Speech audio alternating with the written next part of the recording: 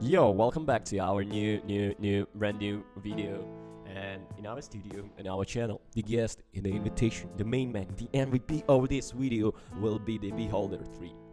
So, much like the publisher LOL Premium previous outlines in the franchise, Behold 3 remains a game that's all about surviving and thriving by any means in totalitarian state. It's political with its themes and narrative and sports some interesting gameplay mechanics to go with it. More often than not, however, these promising and rather unique themes get undermined by shallow gameplay mechanics and other technical inferences. Beholder 3 puts players in the center of the action straight away. You play as a Funk Schwartz, a paper-posting employee at a governmental organization, and your work computer gets implemented with a virus from an unknown hacker you have taken into custody by authorities, where you are given two opinions: either scapegoat through your bare hands in the mines for the rest of your life, or work as undercover information for the government. And surprisingly, Frank chooses the latter of options, following which he is appointed as a property manager for an apartment. As the property manager, you have to take care of all the public services with the apartment, such as the laundry, heating machines, and garbage cans. The most important, you have to keep a close eye on your teammates all the time, carefully monitoring their activities, using your tools of episode and tracks of social engineering.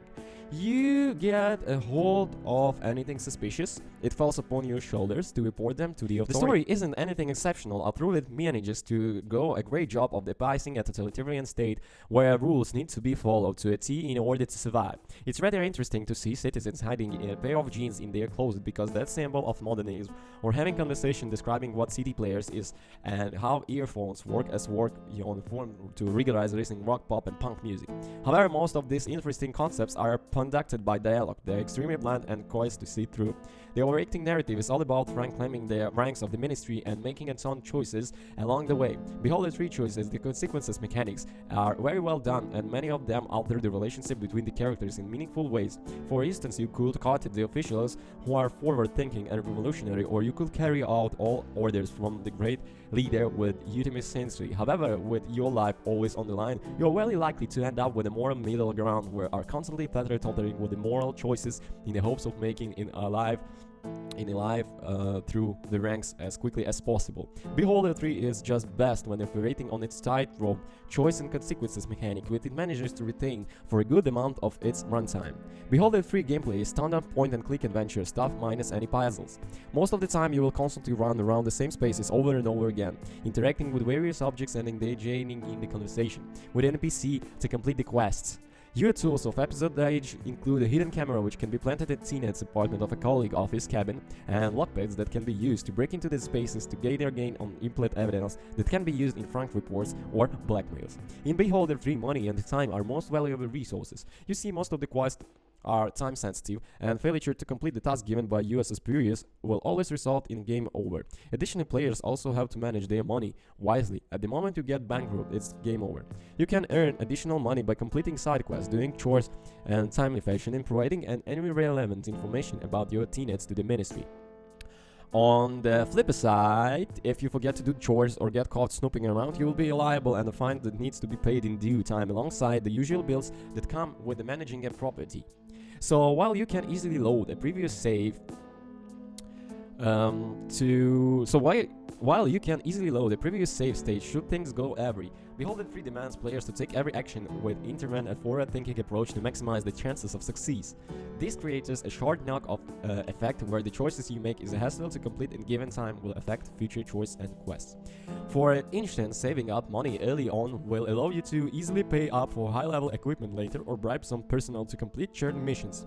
On the other hand, if you spend money carelessly, you might not be able to make ends meet later on, making the game harder.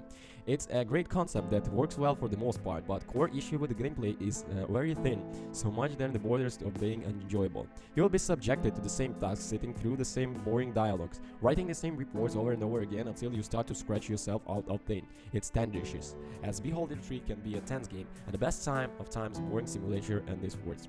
Coming to the presentation, Beholder 3 presents itself a dark, gloomy presentation marked by black and gray the dominant colors. It's a clean and distinct look where it adds a lot of personality to the game. The interface is also minimalist and easy to understand, which is a way in my book.